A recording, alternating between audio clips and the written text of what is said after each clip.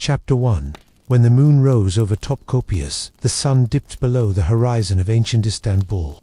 A golden haze spread across town's 7 hills, casting lengthy shadows over its domes and minarets. The call to prayer echoed throughout the Bosphorus, rippling via the air like a solemn chant from one other world. In the coronary heart of the town stood the majestic Topkapi Palace, a fortress of marble and secrets and techniques, resting quietly under the sky like a lion after a hunt. But as nighttime fell, the palace woke up to the outsider. The Topkapi Palace was once a monument to imperial vigor. Its gates, guarded with the aid of janissaries in crisp uniforms, its partitions decorated with intricate tilework, its halls echoing with the steps of viziers and eunuchs. However, after nightfall, when the final call to prayer light into silence and the courtly rituals of the day ceased, something else stirred within the palace. Whispers crept by means of the corridors, fluttered behind silken curtains, and nestled within the shadows of the harem chambers. This used to be not the empire of regulation and bureaucracy, however the realm of experiences, rumors, glances and secrets. It was once in these hours between moonrise and the crack of dawn of daybreak, the authentic pulse of the palace could be felt, hidden from the legitimate chronicles, unrecorded in the annals of empire. These nighttime memories carried the breath of the women in the back of the displays, the mutterings of eunuchs in the corridors, the hushed conversations of princes and poets via oil lamps. The keeper of Whisperswithin, the very center of this net of nighttime. Intrigue used to be a determined few knew via title. Her given name was once lost to historical past, but she was recognized within the harem as Ghassinin Gilgasi, the shadow of the nighttime. She had as soon as been a Circassian concubine, taken as a young woman and educated within the imperial arts of magnificence, obedience, and silence. However, in contrast to lots of her sisters, she had under no circumstances been ambitious. She had no desire to become a sultan's favorite or to endure a prince. Rather, she watched, listened, and remembered. Now in her core years, lengthy, retired from the inner courtroom, she served an unusual and unofficial role. Hidden in a modest chamber closed the harem baths, she collected and preserved reports whispered to her over the many years. Maids, eunuchs, liked concubines, and even international envoys, spies, all came to her within the dead of night, time to share what they would no longer share with the aid of day. Tonight, as she sat by means of the low flickering lamp, making ready her ink and parchment, she knew the night would now not cross quietly. A storm used to be coming now, not of wind and rain, however of secrets lengthy buried and a palace that certainly not forgot. The prince in the backyard, outside her chamber, past the latticework of arches and moonlight-drenched courtyards. A younger prince walked by myself in the imperial gardens. Prince Murad, the youngest son of the reigning sultan, was barely 17. However, he moved with the weariness of a person a lot older. He had inherited not simplest his father's piercing eyes, but in addition his melancholic disposition. He hardly ever joined the opposite Lasades in their stories or games. He desired the nighttime, its softness, its ambiguity. The day was once for obligations, expectations, and masks. But the nighttime allowed his thoughts to wander freely, to dream of an additional existence. A poet at coronary heart, Murad frequently composed verses in the solitude of the gardens. The place cypress bushes leaned as if to listen, and fountains whispered with historical knowledge. But tonight, he used to be not on my own, as he handed below the pudding vines near the marble pavilion, a tender voice known as out softly. "Your Highness." He turned, startled. In the shadows stood a figure wrapped in a veil of twilight trana, some of the new concubines not too long ago brought from the provinces. She was once now not speculated to be right here. No lady of the harem was once authorized to wander the gardens after dark. Murad's heart skipped, not when you consider that of fear, however, due to the fact that she had haunted his desires since he first noticed her behind a lattice screen 2 weeks in the past. She bowed somewhat, no longer ready for permission, and stepped nearer. "Forgive me," she stated, her voice barely a whisper. "However, I had to see the nighttime external, the walls, if just for a second." Murad looked at her cautiously. "Do you no longer worry the penalties?" "I worry extra what occurs to a soul that in no way is aware of freedom." Their eyes met. In that moment, under the watching stars, something ancient and forbidden was once born. Now, not love, might be not but the damaging spark of intimacy that defied the order of the palace. Neither of them knew that above, in the back of one of the most carved home windows of the harem tower, eyes had been looking at. The harem and its labyrinth, the imperial harem, was once greater than a construct in it was once a city inside a metropolis, a living maze of chambers, staircases, and echoing courtyards. It housed over 400 ladies, concubines, favorites, governesses, musicians, cooks, and the mighty valid sultan, mom of the reigning sultan, whose phrase carried more weight than many viziers. The foundations of the harem had been strict, and its hierarchy inflexible. Each girl brought into its walls was once stripped of her title and prior, given a new title established on her rank or origin. The hierarchy commenced with the newbie. Concubines, the Assemiand, climbed through layers of privilege to arrive the prized Husaki sultan, the sultan's chief consort and mother to his kids. But despite its grandeur, the harem was once additionally a position of sorrow and ambition, a cage of silk and gold. Alliances have been solid in whispers. Poisonings have been rumored, jealousies fermented over months and erupted in moments, and it used to be in these velvet halls that tonight's whisper handed from ear to ear. The prince was noticeable with a concubine within the garden. Nobody stated it aloud. The punishment for such gossip could be extreme. However, the rumor slithered from servant to eunuch, from handmaiden to tutor.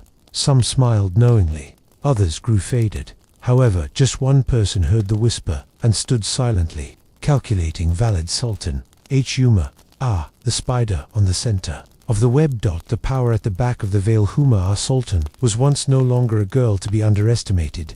Born a slave, she had risen via the ranks with quiet precision and now dominated the harem with iron grace. Her quarters overlooked the garden, and she had visible Murad and Rana. She sat now in her private chamber, sipping rose sherbet, her face expressionless. Her favorite eunuch, Bekiraga, stood beside her, waiting for her command. "He's not equipped," she subsequently stated. Bekir. Uga bowed. "Shall I intervene?" "Now not yet. Let them dance a bit of longer of their phantasm. But when she touches his coronary heart, she'll have to disappear. She'll regard it out into the nighttime. Her ideas hidden in the back of layers of knowledge and wounds. The way forward for the empire would no longer be endangered by means of the foolishness of a boy and a girl. But even she might not manipulate every thread of fate. Middle of the night, drums because the palace clock struck middle of the night. The sound of delicate drums echoed from the distant quarters of the janissary. It was once the sign for the nightly shift of guards, a ritual unchanged in view, that the time of Mem to the Conqueror. The rhythm was once low, almost like a heartbeater, reminder that even in sleep, the empire watched itself. However, this nighttime, the rhythm carried another sort of tension, for in other places within the palace, one other assembly was once taking place, one with far bigger implications than a prince's forbidden stroll. In the hidden council chamber in the back of the Davin Hall, 3 men met in silence. They were the sultan's closest advisors, but tonight they didn't converse of taxes or warfare. They said succession, of who would take the throne when the historic lion died. And Prince Murad's title used to be no longer among the favorites. No longer. But when he had been to acquire the person's love, through poetry, attraction, or tragedy, he could emerge as hazardous, and the palace would now not permit chance to bloom. The YR is 1566. Sultan Suleiman the Marvelous lies in his imperial tent on the battlefield of Shaghetfa. His respiratory is shallow. Some distance from the empire's coronary heart, loss of life prepares to seek advice from its finest ruler. However, in Constantinople, the grand Topkapi Palace stands untouched, its marbled halls glowing below the moon. Unaware, maybe only pretending to be, of the approaching shift in energy, this palace used to be no longer simply a dwelling. It was a city within a metropolis, guarded by way of gates, with names that echoed vigor and mystery. Bob is Sod, the gate of felicity. Bob's Salam, the gate of salutation. Within its vastness lived greater than sultans and concubines. It housed astrologers, eunuchs, scribes, janissaries, cooks, and spies. It was once a hive of ambition, betrayal, beauty, and silence. And on the center of this silence, the harem. The harem, an international within an internationalist customary false impression. The harem was once now not only a den of delight, it used to be the nerve, middle of political power. The sultan's mother, known as the valid sultan, ruled the harem like a main minister, wielding impact over state affairs and even succession.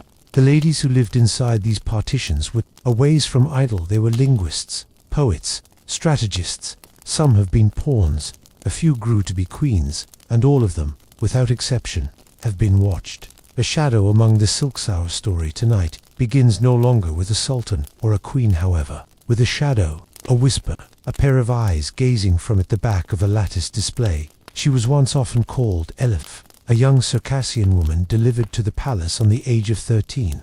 Her magnificence used to be praised by way of the eunuchs, her voice informed within the artwork of Ottoman courtroom song, but it wasn't her appearance or abilities that made her exclusive. It was once her silence. Elif listened, she watched, and in her stillness, she learned the routines of the concubines, that means of coded gestures exchanged within the baths. She discovered that the top eunuch has Murat Aga, in most cases lingered by means of the valid sultan's exclusive chamber, longer than necessary. That targeted letters sealed with the imperial seal were replaced with same copies, that probably the most whispers carried through the corridors at nighttime were not Turkish, however Venetian. Elif learned, and she or he remembered. The whisper room there was once a room within the palace unmarked and left out via reputable architects, known only to a couple. It sat behind the harem's prayer chamber, accessible by means of a hidden passage underneath, a free tile within the marble flooring. The concubines referred to as it Fisulti, Odasi, the whisper room. There, Elf determined her secret. She wasn't the primary to become aware of it. The passage had been carved a century earlier, for the period of the reign of Mehmed the Conqueror, utilized by a former concubine who had died below mysterious occasions. Whispers said she was once a Venetian secret agent, dispatched with the aid of the Doge himself. Others claimed she had given beginning to the Sultan's illegitimate child and been strangled by the chief black eunuch, something the reality. Her presence lingered. Elif felt it every time she descended into the cool darkness of the chamber, a situation that placed secrets clung to the walls like ivy. The tale of the blue scarf one night, because the palace echoed with the soft name to prayer, and the faraway rumble of the Bosphorus. Elif observed whatever special as silk, sapphire, blue placed intentionally atop a lampstand, external the valid sultan's chambers. In the harem, colors spoke louder than voices. Blue intended loss of life. The headscarf was once a warning, to not the valid sultan, but to anyone else, any person who had defied her will. That very night, Elif crept back into the whisper room and listened. Footsteps, delicate, female, then a pointed gasp, and silence. The subsequent morning, one of the crucial concubines, a younger Persian woman named Lalo, was once missing. The eunuch stated she had fallen unwell and been sent away to the nation-state for therapy. But Elif knew better. Layla had been meeting a janissary captain in secret. Their rendezvous had been witnessed through any individual, someone powerful, sufficient to decide her destiny without a 2D thought. The letter, with no recipient, days handed. Elif's days blurred into routines, rising with the morning call to prayer, reciting poetry, attending track classes. However, at night, she grew to be a ghost.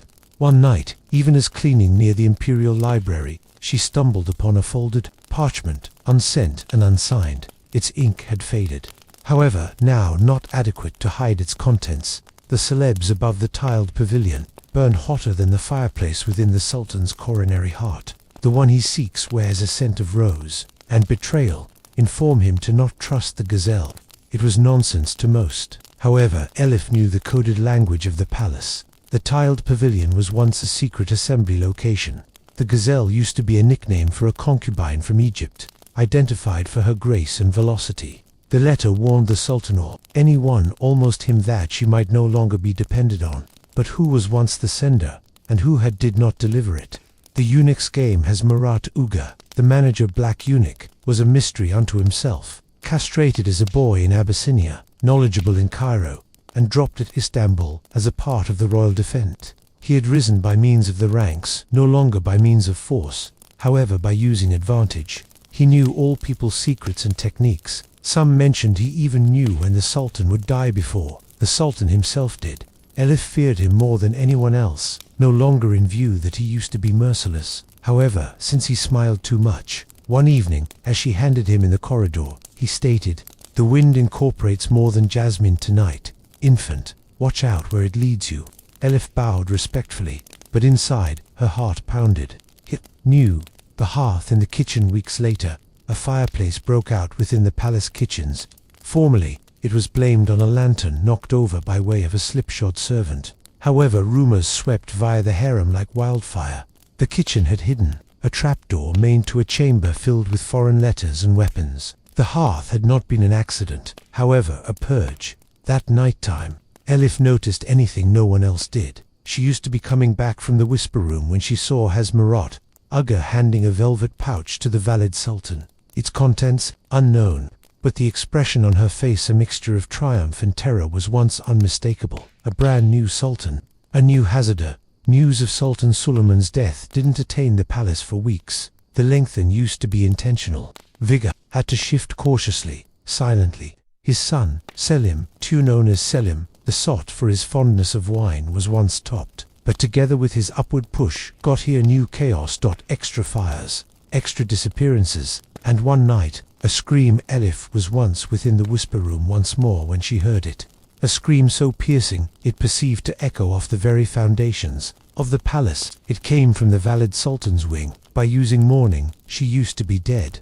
Poison, they mentioned. An infrequent herb found only in Venetian markets. But who had poisoned her, and why? The whispering by no means incensed the palace mourned. Elif stood at the edge of the courtyard, observing the dervishes whirl in remembrance. Round her, the arena spun to one secret collapsing into another. She had chosen to remain silent, to survive. However now, with the valid sultan gone, the steadiness had shifted, and in this new void, every whisper had the vigor to reshape the empire. She grew to become to the digital Kamara, her expression unreadable, narrator, and so the tale starts developed, now not with a sultan's sword, but with a girl and her silence. In the Ottoman Palace, where shadows have eyes and walls recollect, the nights are in no way truly quiet. They're stuffed with whispers.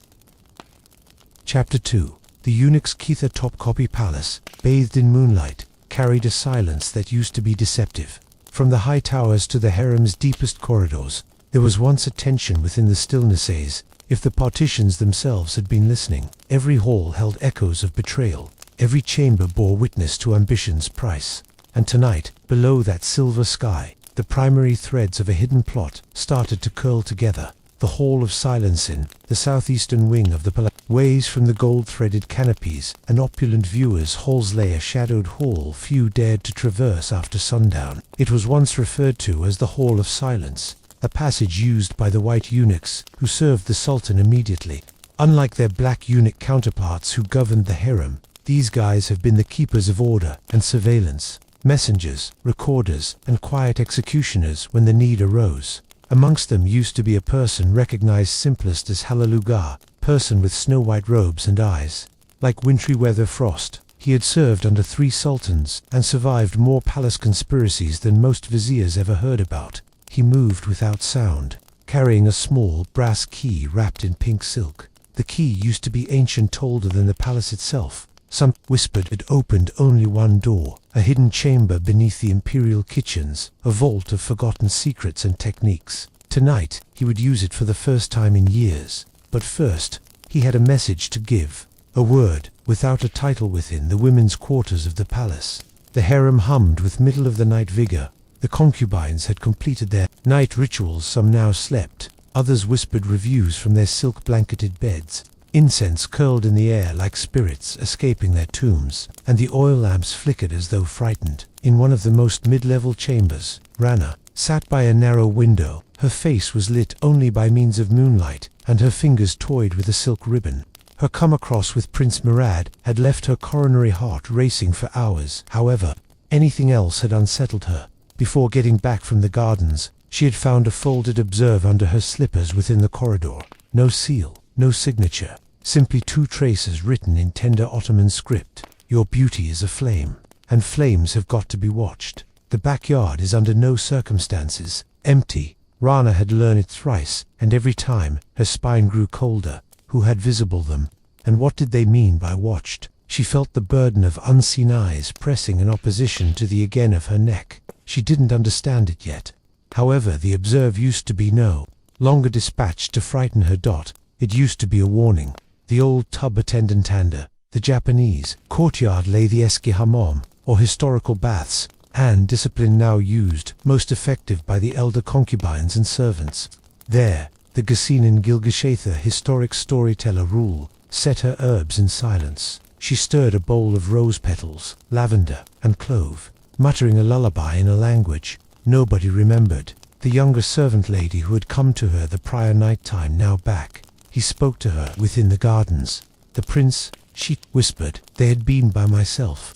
The storyteller didn't react immediately. She stirred yet again, then finally said, what was once the lady's title?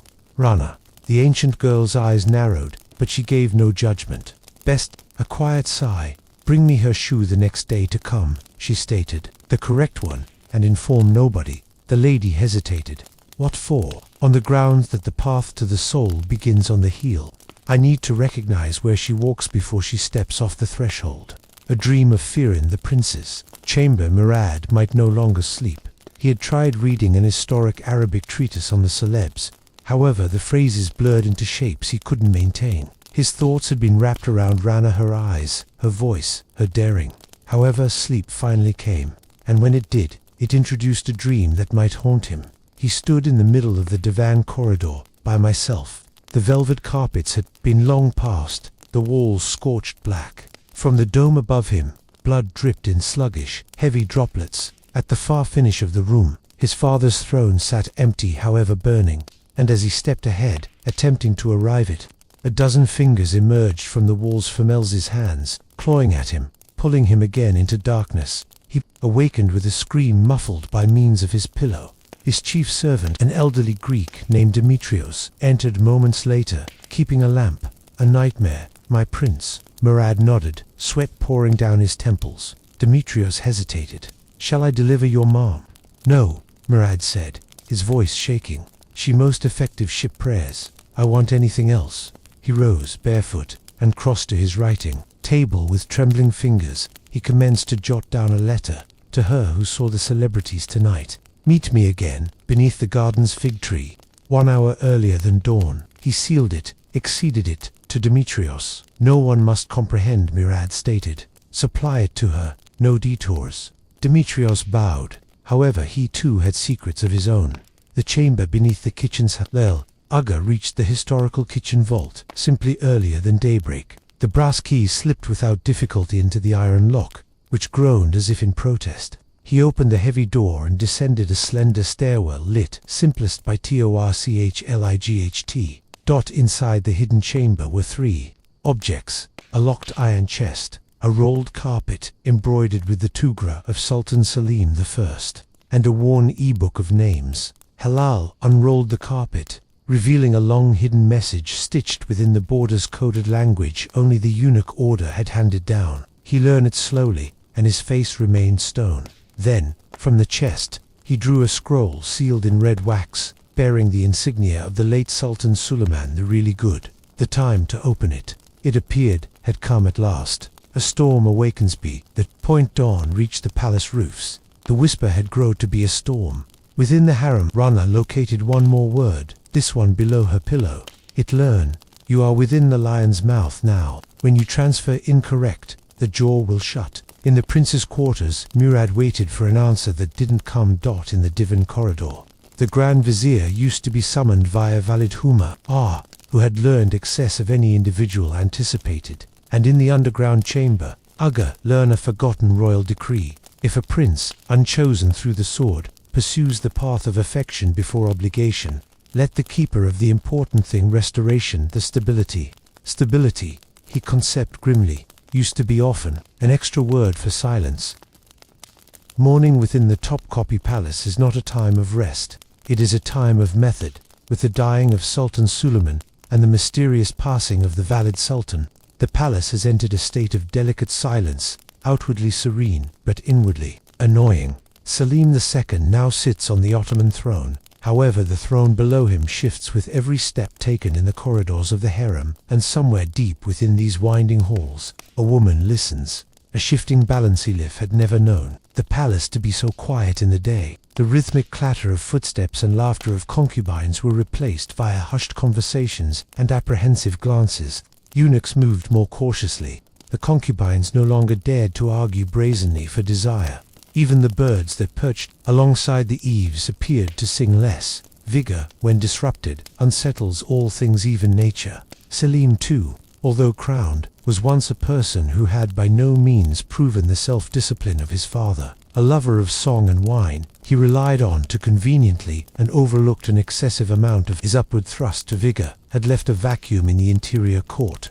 In particular in the harem, where the absence of a valid sultan created an infrequent and damaging opening, each lady now had a hazard to turn out to be the next middle of power.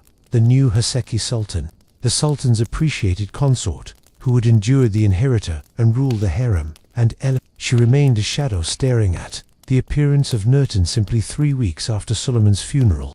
A new lady arrived on the palace. Her title used to be Nurten, and she got here from town of Thessaloniki, a gift from a provincial governor, who sought want with the brand new regime. Tall, with sea-green eyes and copper hair, she did not stroll, she glided. Inside days, she had charmed the eunuchs, impressed the tutors along with her grab of Ottoman court etiquette, and caught the eye of the sultan himself. Elif found her from a distance, curious but cautious. Nurten was once not just like the others. She used to be no longer fearful or unsure. Her each word seemed weighed, her each motion choreographed, and on the fourth night time, Elif noticed something else. Nurten carried an emerald ring. The ring's legacy, the emerald, was once not like something Elif had obvious earlier than set in gold, with Arabic inscriptions carved so finely they shimmered in candlelight. She had visible drawings of the sort of ring once in a secret ledger kept in the palace library. It had belonged to a concubine from the early 1500s, Nabanu, a Venetian-born girl who would turn out to be a queen mother. But that ring had vanished for many years. Now it glittered on Nurten's finger. The implications had been clear. Anybody had given Elif knew she needed to learn extra. The secret agent of the Helvet backyard. There was one place in the palace where secrets and techniques have been exchanged extra freely than even the whisper room. The Helvet backyard. A walled backyard, hidden behind the imperial baths. Here, senior concubines, eunuchs, and servants met in the early morning hours, when the air used to be thick with dew and the arena used to be still drowsy. Elif had learned to climb the narrow lattice of a tiled wall and perch silently behind a dangling curtain. From the place, she would hear the whole thing. One morning, simply before dawn, she heard voices. She famous. Has Mirat Aga. She already has the ring. What extra do you wish to have? Unknown lady. Selim is weak. However, he trusts her. Let her undergo the baby, and the leisure will be effortless. Has Murat, Aga, and the others. Unknown lady. Do away with them. Quietly. No errors this time. Elif leaned nearer. The girl's voice was once gentle and bloodless like ice on glass. She couldn't see her face, but her Turkish had an accent. No longer Greek, now not Persian. Venetian. Once more. The whisper of Venice. Again, the presence of something foreign in the deepest chambers of Ottoman energy. The ghost of Layla. That night, as Elif returned to her dormitory, she located a folded piece of silk on her sound asleep mat. It was deep crimson, the color of morning. Inside, it was once observe, written in code. She walks once more. The girl from the Nile. Watch the fountains. It used to be unsigned. However, the handwriting matched that of Layla, the Egyptian concubine, who had supposedly been sent to the countryside weeks in the past. Was once she alive? The palace was giant, hundreds and hundreds of chambers and secret tunnels, with entire rooms that even the stewards had forgotten. Elif had at all times suspected some exiles weren't exiled at all, however imprisoned, or hidden for different purposes. Could Layla have escaped? Or was once anyone pretending to be her? Assembly by using the fountains. 2 nights later, Elif crept into the courtyard behind the Fountain of the Phoenix. An ornate marble structure mentioned too had been constructed in the course of the reign of Mehmed II. It was right here, consistent with the word, that anything can be printed. The air was once cold.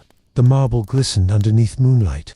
Elif waited. And then, a figure seemed slim, veiled, silent. The woman walked straight to the fountain, placed a small parcel beneath its stone basin, and turned away. Earlier than Elif would transfer, a smooth voice whispered behind her, "Don't follow. Now, not yet." She spun around. However, there was nobody there. When she reached the parcel, it contained a section of linen with the emblem of a crescent and key embroidered in silver. It was the logo of the Kulsekbanler, an elite staff of spies and saboteurs, once employed by means of the Devshirm process, but concept to have been disbanded a iteration ago. However, clearly, they had been still energetic. The wine chamber conspiracy in the meantime, Nurten's upward push had accelerated. The Sultan invited her to personal dinners, and whispers said she had begun drowsing in his exclusive pavilion, the Privy Chamber, as soon as utilized by Suleiman and Harem Sultan. On the 5th night of her stay, the wine cellar underneath the palace was once broken into. The wine was once now not stolen, however altered. 2 days later, the Sultan fell violently unwell after a nighttime evacation. The physicians blamed bad oysters. However, Elif, now embedded deep inside the servant chain, discovered in any other case, a poison had been presented, one derived from nightshade, refined and slow-performing, adequate to weaken, to not kill. And the man or woman overseeing the wine that night, a eunuch loyal to Nurten. A message from Venisilif made her approach again to the whisper room. She had saved a group of notes and stolen papers there, slowly building her map of alliances and betrayals. But that nighttime, she observed something new, a piece of parchment, exclusive from her possessed stash. Its corners bore wax seals, not used within the Ottoman chancery. It used to be written in Italian. "We must move before the baby quickens in her womb. The Doge will not wait an extra season. The empire have got to bend, or spoil." A message from Venice. Used to be Nurten, carrying the Sultan's little one. And extra urgently was once Venice, preparing to use her as a weapon. The sat with the aid of the bloodless stone walls of the whisper room, preserving the message in a single hand, the silver emblazoned cloth within the other. The stories of prior palace intrigues ran by means of her intellect concubines, who rose like comets, handis to be drowned in the Bosphorus, sultans manipulated by means of fanatics, and eunuchs who pulled more strings than grand viziers. She was now not a lady in silk. She was once fitting whatever else. The palace had taught her its ways. It had made her a listener, a collector of secrets and techniques. But now, it was once asking something extra. It used to be asking her to decide upon would she stay a shadow, or would she act. The ring falls that equal week. For the duration of a dinner party to have fun, the Sultan's partial restoration, Nurten appeared wearing the emerald ring proudly for the primary time in public. But destiny, as at all times, strikes turble than ambition. As she raised her hand to sip from her goblet, the ring slipped from her finger and rolled throughout the marble flooring. It stopped on the foot of one more, Lady Sefi, a former favorite of the late Suleiman. Sefi picked it up and smiled. A beautiful factor, however dangerous to wear. So soon Nurten said nothing. However, her eyes burned. Elif watched from a distance, hidden in the back of a velvet curtain. She knew then, the war had begun. Narrator softly, within the halls of Topkapi, loyalty is an end phantasm, and silence is a blade. Under the skin of each contact, each smile, is a calculation. One ring falls, and an empire trembles, and in the shadows, the whispers proceed.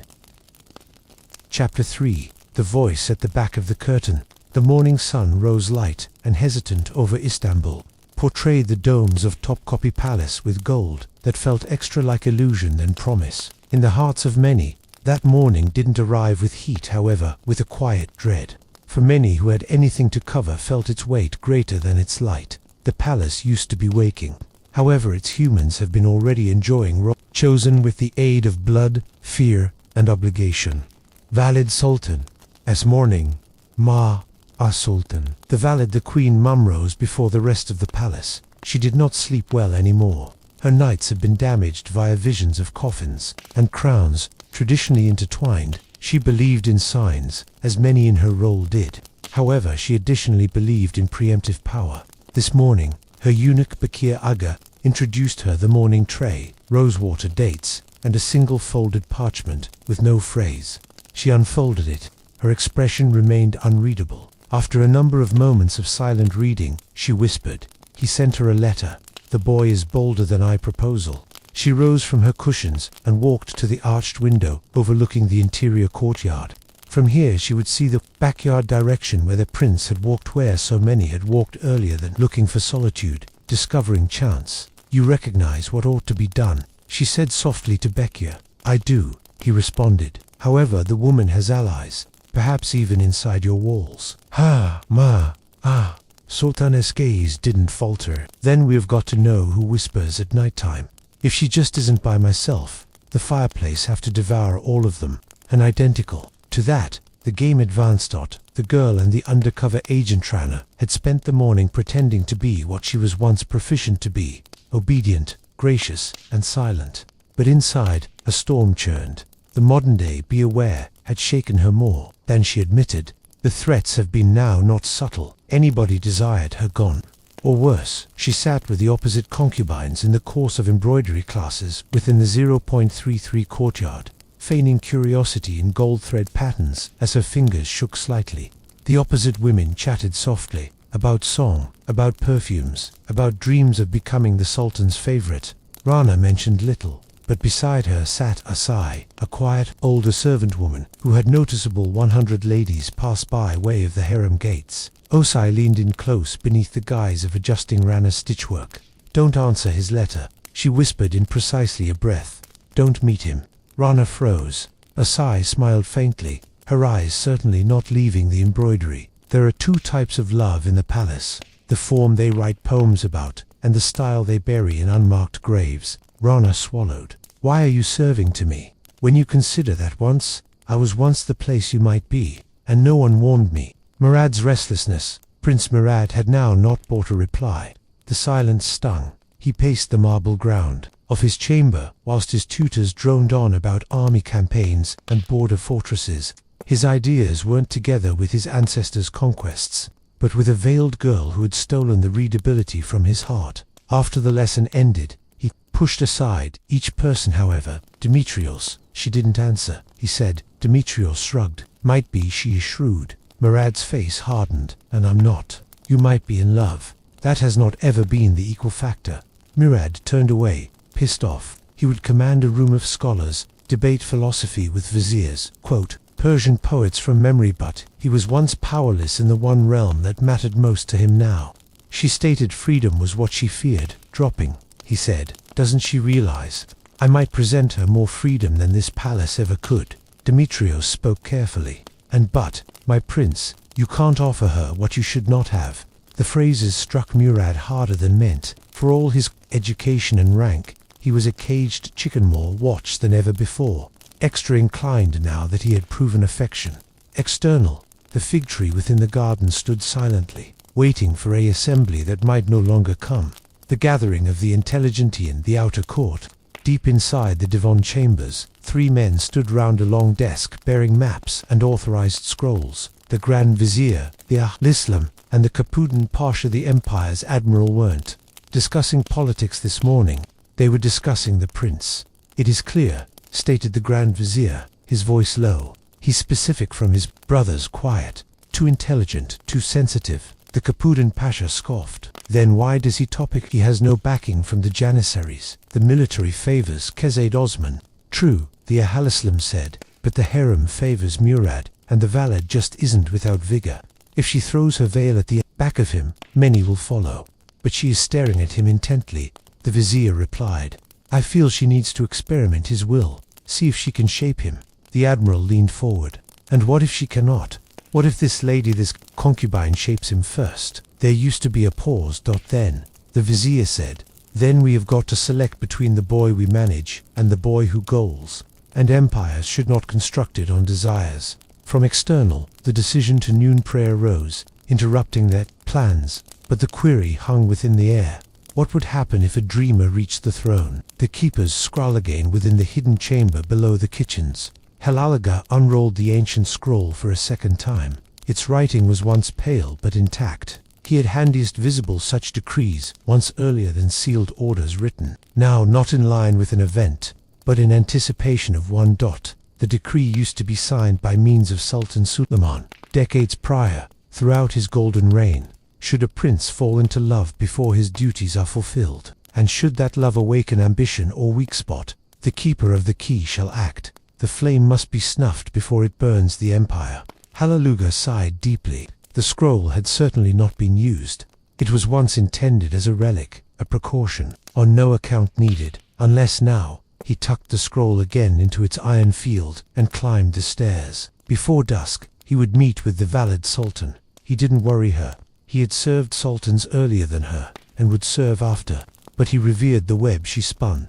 Still, one idea clung to him. What if this time, the flame must now not be snuffed? A poem within the garden that night time. Rana did not go to the fig tree, but anybody else did. A more youthful concubine, Mariam, located something pinned to the tree's bark. It was once a poem written in delicate calligraphy on rose-scented parchment. The moon does now not choose the sky it rises in, nor does the night select its stars. Yet nonetheless they to find one a different tan shine in defiance of the darkish. Mariam learned it, smiled, and hid it underneath her sash. Within an hour, a eunuch introduced it to valet humor. Ah, she learned it once. Alternatively, ah, she murmured. So he writes love poems now. And though her face used to be still, for the first time in decades, her fingers trembled. In the Ottoman Palace, talents is both a gentle and a weapon. Words shape fates, and ink, once dried, can end up extra deadly than a dagger. At the back of every decree lies a pentent. In the back of every letter, a whisper. Tonight, we comply. With a trail of letters unsigned, unseen yet competent of bringing down an empire. A library of shadows, the palace library, nestled within the Japanese wing of the Topkapi elaborate, was once not just the repository of expertise, it was once a fortress of secrets and techniques. Scribes, chroniclers, and students gathered by day to retain the words of emperors, but with the aid of night, it grew to be anything else. A breeding ground for treachery. Elif had discovered to slide in by means of the part, previous the tiled backyard wall, into the scriptorium. There, scrolls, Quranic manuscripts, and coded communiques had been kept beneath lock and veil. However, locks, she had discovered, would be picked, and veils lifted. It was right here that she first observed the Codexa, Shaw manuscript titled Rizal-i Zahir, Va Batin, the treatise of the visible and the hidden. It was once no longer within the palace archives. It was once hidden underneath a false flooring panel. Its writer used to be anonymous, its pages full of strange diagrams, astrological alignments, and veiled instructional materials. But what drew Elif's awareness was a repeated symbol in its margins. The eye within the crescent, the circle of the ayin. The margins of the book have been passages written in Ottoman Turkish, interspersed with Latin, Arabic, and ciphered symbols. One phrase stood out. When the eye sees each night, time and day, the throne shall bleed. Elif remembered the silver cloth embroidered with a crescent and key. Now, the eye inside the crescent, what did it imply? She lowered back the following. Nighttime, searching for extra clues. However, the e-book was long past. In its place, a single web page, torn and burnt at the edges. He writes in silence. He ideas in ink. Find the ink. Master Elif had on no account heard the identify earlier than no longer in the halls of the harem, nor among the whispers of the eunuchs. But it used to be enough to ship a chill down her spine. Who was the ink master? The key of the paper room palace. Scroll makers operated from a hidden chamber known as the Kagathane, or the paper room, near the sultan's imperial divan. Few ever noticed it. Fewer nonetheless, lower back with memory of its contents. Elif used the pretext of offering scented oils to probably the most scribes to enter. Inside of cabinets towered with scrolls, sealed in waxum decades old, certainly not opened. Probably the most. Scrolls had no seal in any respect. Handiest the emblem of the eye within the crescent. She took it. It contained a list of names, carefully written, in both Roman and Arabic script. At the backside used to be a signature. I am the ink master. Among the many names were scribes, concubines, and a janissary captain, Rustam Bey.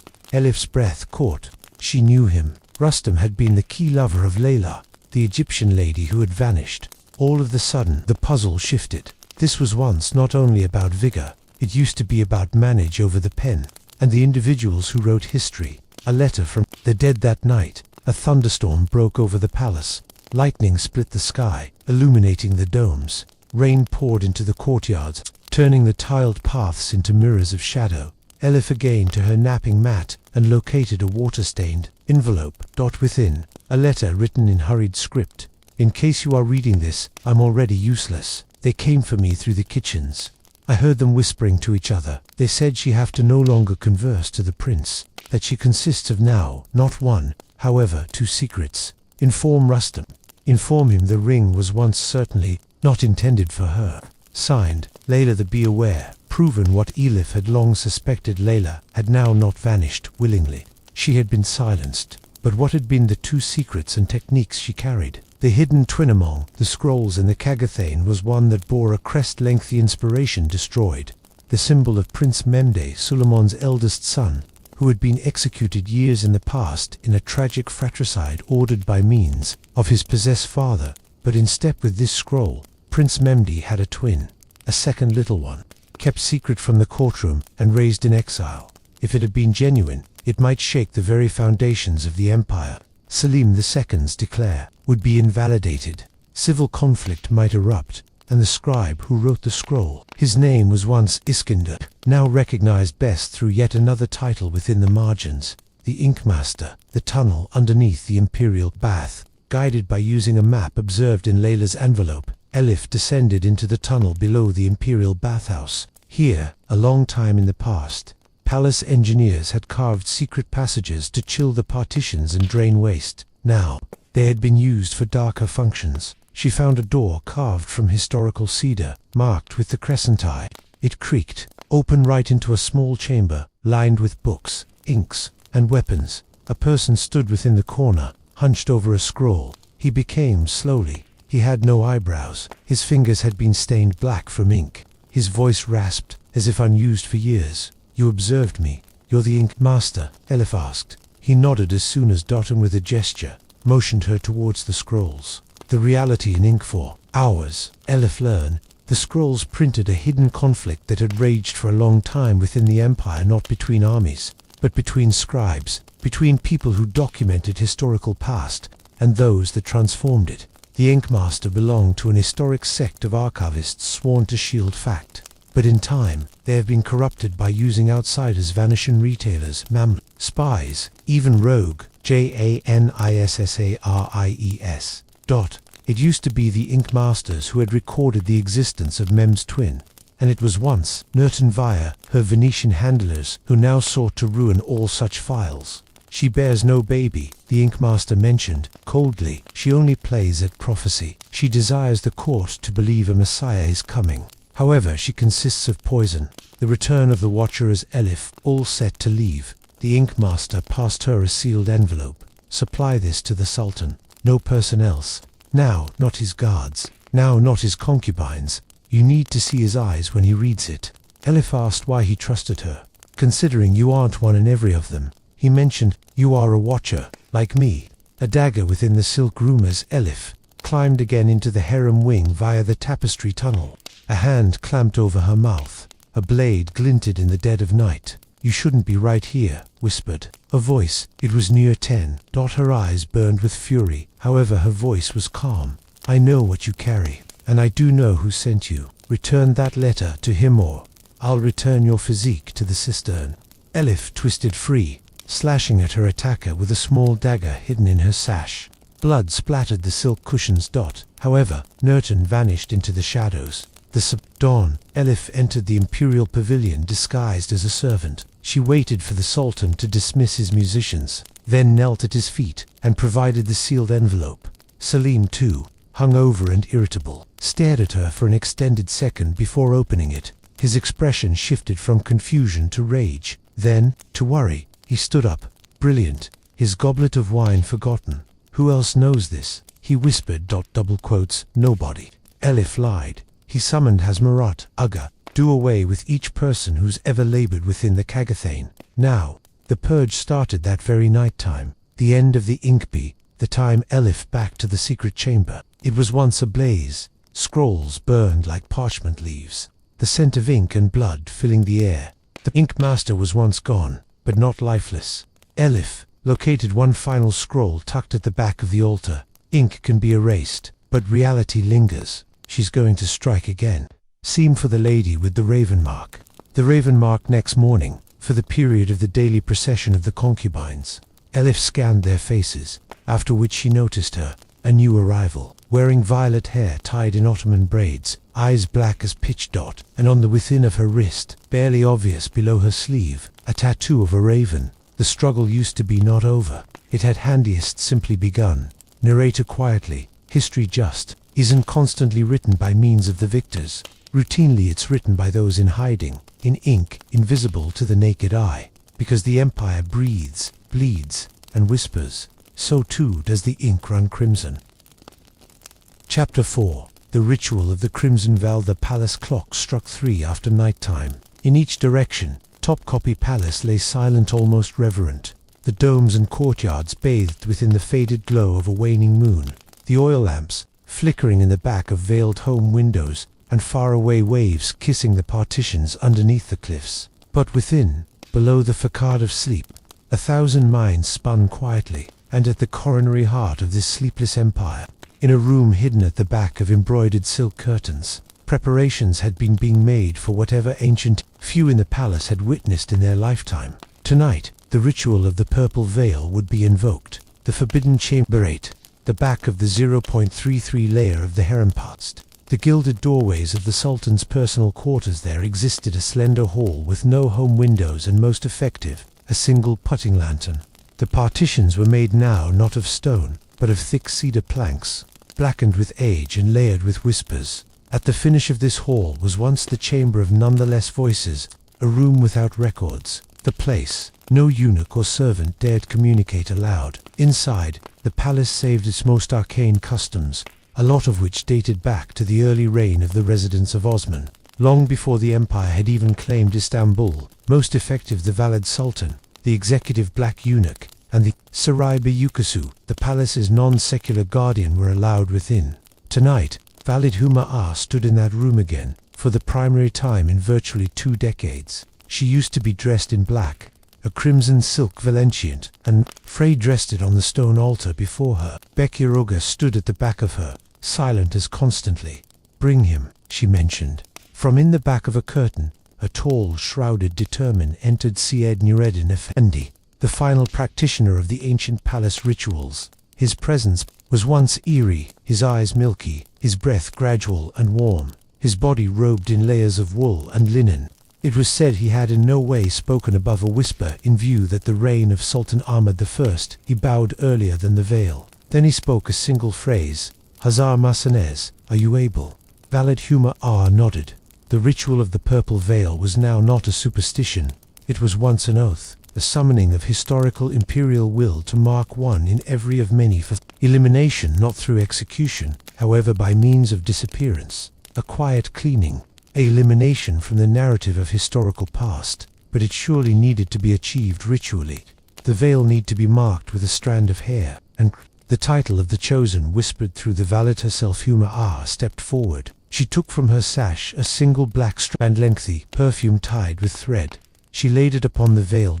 Then, with a breath that seemed to echo by means of centuries, she whispered, "Rana." And so it used to be decided. Rana's to the ancient forces relocating against her. Rana sat within the library chamber reserved for concubines, learning imperial etiquette and languages. She held an Arabic grammar text, though her eyes hardly ever moved across the page, ever seeing that the poem by means of the fig tree.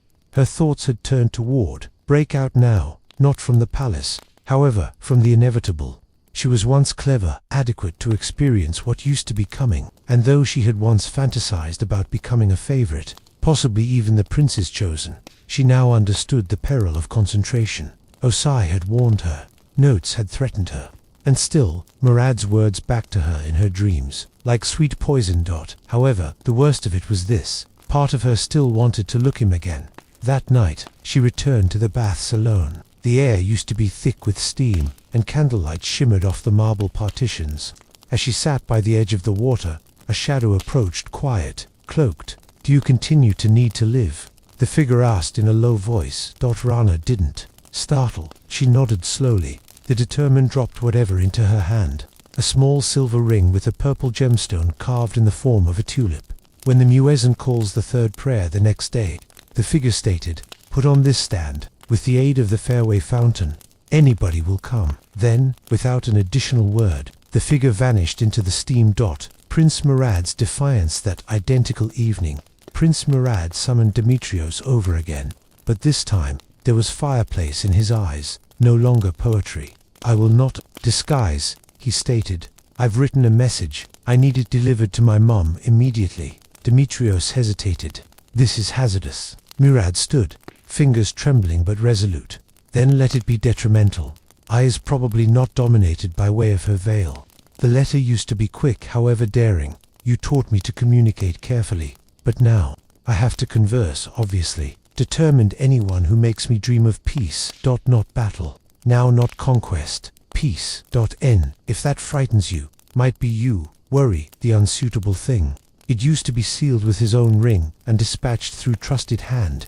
Palad Huma got it. An hour later, she'll learn it twice. Then she set it apart, and murmured to Bekyaruga. Ship phrase to Halaluga. The boy forces my hand.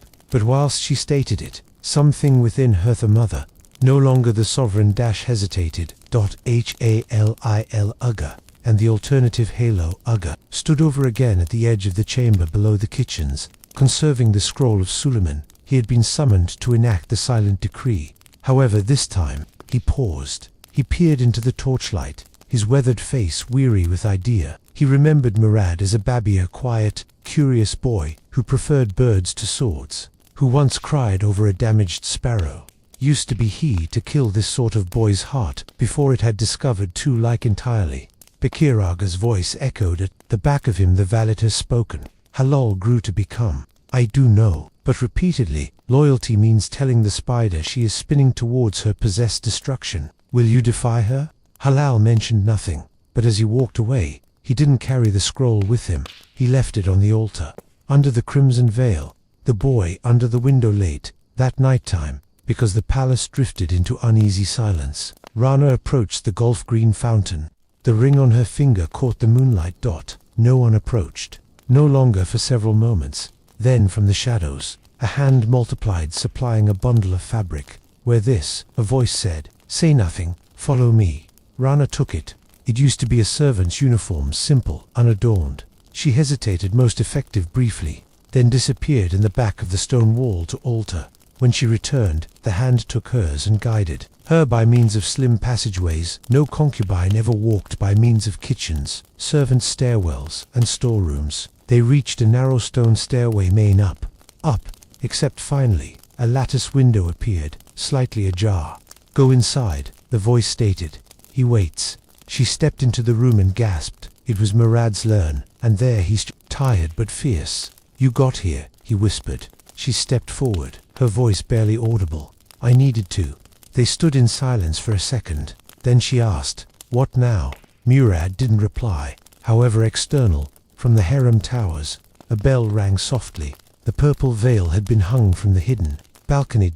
Any individual in the palace would disappear by means of dawn, and they didn't yet understand whether or not it would be her.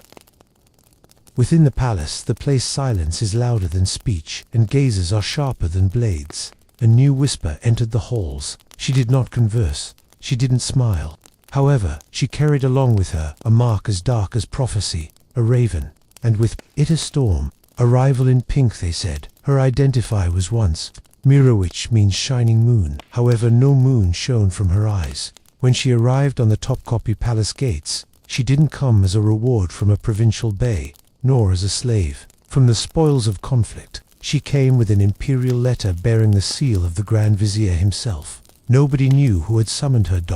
No person dared ask. She used to be placed within the chamber of pomegranate silk, a infrequent honor commonly reserved for prime-ranking concubines or future favorites of the sultan. The eunuchs assigned to her quarters said strange things. She burned herbs no person would determine, slept little, and stored to herself. Even probably the most gossipy handmaidens kept their distance. But Elif watched. From the shadowed balcony, above the courtyard, she studied Mireille's actions. She observed the way the girl paused each morning before entering into the tiled garden, as if calculating. She saw how she wore lengthy sleeves even within the warmth of Istanbul's sweltering summer, and the way she spoke in more than one tongues. When she notioned she used to be by myself. She was once now not just a concubine. She was once a cipher. The Raven's legacy. 3 nights after her arrival, Elif snuck into Mireille's quarters. She anticipated to seek out charms, possibly a lover's letter, or the scent of opium. As a substitute, she determined maps, drawings of the palace, inked in excellent detail, symbols marked on chambers only a few high officers would even know existed, like the corridor of the Forgotten Princes, where deposed heirs had been saved in secret exile, and beneath the maps, a blood-stained letter. The attention sees you. The Enkmaster failed. The raven will conclude what used to be begun underneath Elif's hand trembled. Manisa, the very metropolis, the place Prince Memdi had once ruled before his death. The letter advised, now not best, that Mireille knew of the twin prince. However, that she probably part of the plan to come him or his intent to power. But the query haunted her. Was Mireille looking to revive the empire, or spoil it? Whispers in the bathhouse. A week later, Mireille was once summoned to the Hasaki Hammam, the luxurious bath reserved for liked concubines and the valid sultan. The valid herself, Nurbanu Sultan, mum of Selim too, used to be expected to attend. Elif followed the invitation trail, slipping via the steam-filled corridors underneath the guise of a servant. The marble chamber echoed with splashes of water and muffled voices. Steam curled across the gold-trimmed arches. Women bathed underneath lion-headed fountains. However, the core of awareness was Mireille, standing silently in a lavender silk wrap, eyes constant on Nurbanu Sultan. And then, the not possible happened. Mireille spoke first. I do know what your husband did. I know what you erased, and I know where he sleeps. The valid sultan's face froze. Each lady within the chamber fell silent. Elif gasped audibly from the shadows. Earlier than anybody would reply, Mireille bowed deeply, grew to become, and exited the chamber without an additional word. That night, 2 bathhouse servants have been observed drowned, the misplaced portrait disturbed, via Mireille's cryptic warning. Nurbanu Sultan ordered her secret archivist to retrieve a forgotten object from her personal treasury, a miniature portrait painted in secret to a long time earlier. It had been hidden for years, identified handiest to her and a single court painter, now long lifeless. It depicted twin boys, one smiling, one solemn. The smiling boy had grown into Prince Mehmed, the other had vanished. Except now Nurbanu clenched the portrait in her fingers. Is she his little one, she whispered, or his shadow? The man from Manissa's rumors swirled. A new determined entered town, a person sporting Sufi robes, preaching in the bazaars about false thrones and forgotten heirs. His phrases were poetic, but unsafe. The true rose used to be on no account plucked, it bloomed still. Behind the wall of silence, the palace guards arrested him within hours, but he had already drawn a crowd, and among the listeners was Rustam Bey, the Janissary captain once named on the Inkmaster's record. Rustam did not file the person. As an alternative, he followed him. And when the man eliminated his turban in the alley at the back of the Biasit Mosque, Rustam gasped. He bore the same crescent eye mark as the dead Inkmaster, poisoned Winian the palace banquet that week. Mireille was seated 3 cushions far away from the Sultan himself. This kind of privilege had on no account been granted to a newcomer. The musicians played dulcimers, dancers performed beneath mosaic domes, wine flowed like silk. And yet, each servant's eye was fixed on Mireille. She ate nothing, drank nothing. Best when the Sultan raised his goblet did she elevate hers, and then she whispered a single phrase. Test it. Selim II's face went faded. He passed his goblet to his taster. Moments later, the taster collapsed in spasms. The corridor erupted in chaos. Accusations flew. A few concubines had been detained. 2 eunuchs were whipped, but Mireille was untouched. The Sultan looked at her another way. Now no longer as a concubine, however, as whatever else. A warning. Elif's limitation. Elif knew now that Mireille used to be now not performing alone. The blood-stained letter, the poison, the underground maps. This was once now not the work of a single rogue. It was once an operation, years in the making. She again to the hidden chamber underneath the baths, hoping for any hint of the Inkmaster as a substitute. She located a piece of silk. It bore an embroidered raven. Wrapped within was a scroll. Within the Inkmaster's hand, she is not what she appears. She does not seek vigor, she seeks justice. For blood unjustly spilled, and she's going to burn down heaven to get it. Elif was torn. If Mireille truly carried the bloodline of the Forgotten Prince, if she truly aimed to restore justice, she'll support her, or discontinue her. However, the palace would not stay up for Elif's selection. The storm had already begun. Fire in the gallery. Days later, flames engulfed the gallery of imperial family tria, protracted halls stuffed with photographs of previous sultans and royal records. Via daybreak, all files of Prince Memdun, his talent's twin, have been gone.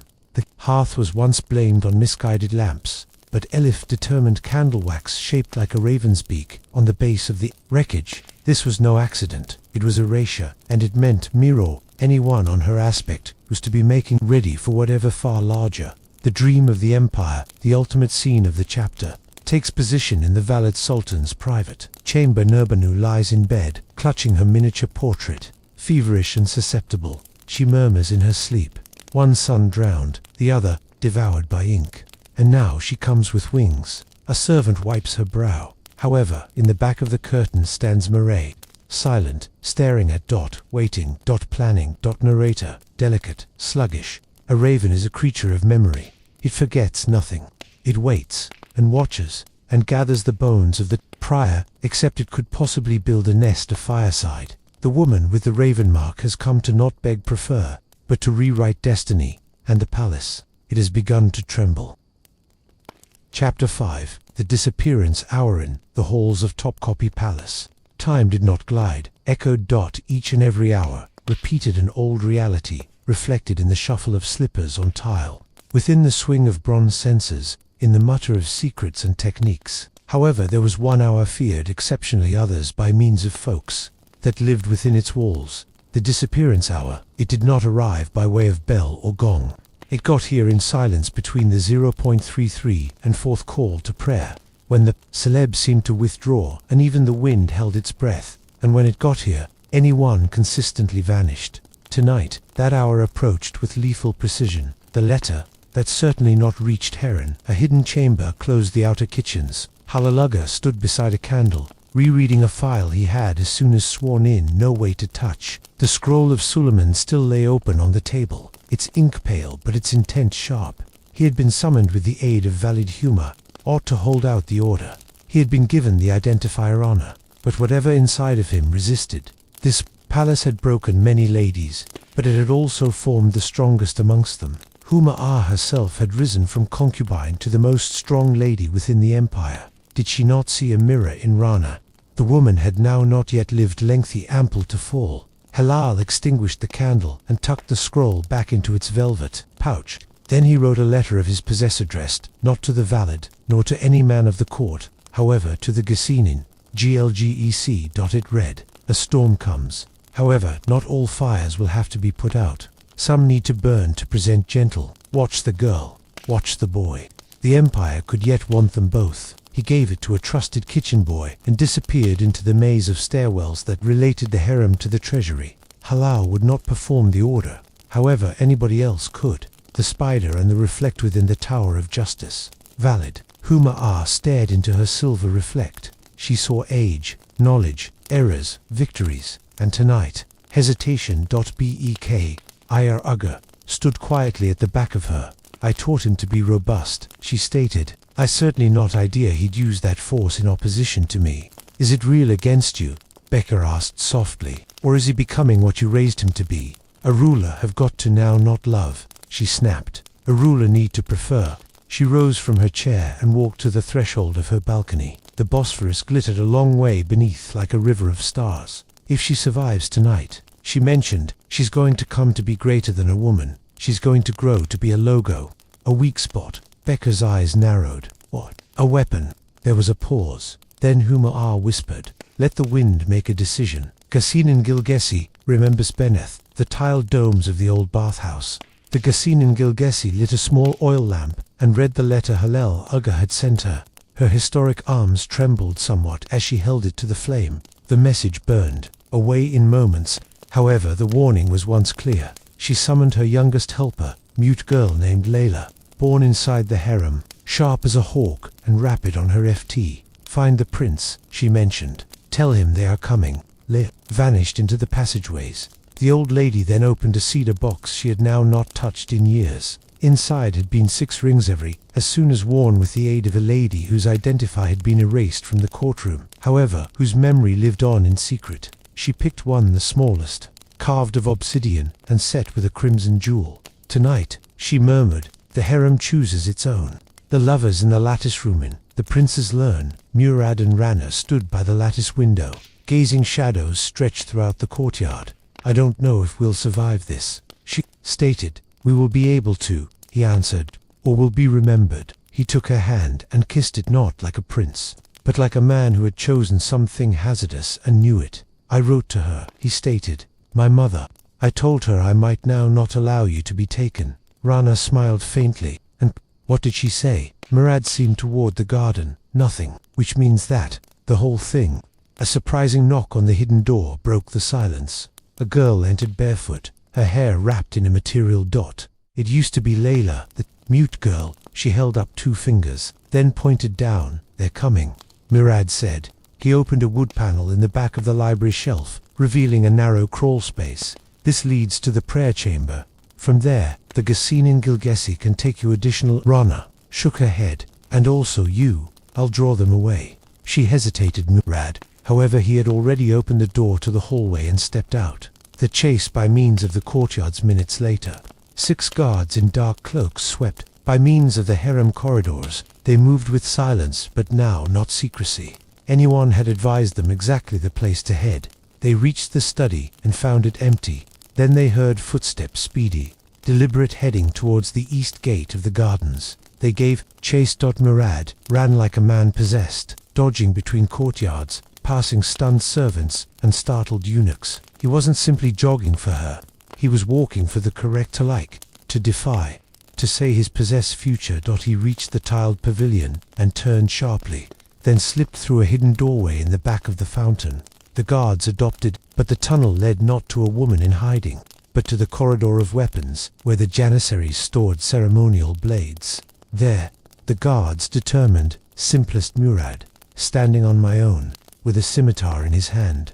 Should you got here, for her, he stated, you'll go by means of me. The upward thrust of a rumor. Meanwhile, in the diminished stages of the harem, Rana, disguised in servant garb, merged into the quiet bathhouse. The place. Gassin and Gilgessi waited with a sigh and 2 elder concubines. They didn't ask questions. They, without difficulty, opened a trunk hidden at the back of the brazier. Inside was once a scroll, a passport, and an envelope of silver cash. You are actually Safi, the historic lady stated, a maid sent to Ottoman Palace. You go away tonight with the kitchen caravan. No questions, no farewells. Rana's eyes full of tears. Will he be reliable? She requested. The old girl nodded slowly. He has chosen his path. Now you ought to stroll yours. External, the sound of the palace bell echoed once again. It was the disappearance hour, but this time, it wasn't Rana who vanished. The unexpected ending be using dawn. The palace wakened to a startling document. Kezade Murad had drawn his sword on royal guards. The rumor spread like hearth by way of the courtyards and gardens, whispered via you, and echoed through concubines. Some stated he had misplaced his intellect. Others stated he was bewitched. A number of quietly mentioned he had come to be whatever harmful, a prince who chooses his heart over his crown. Valid humor bought the file in silence. Then, for the primary time in decades, she pushed aside her guards and wept.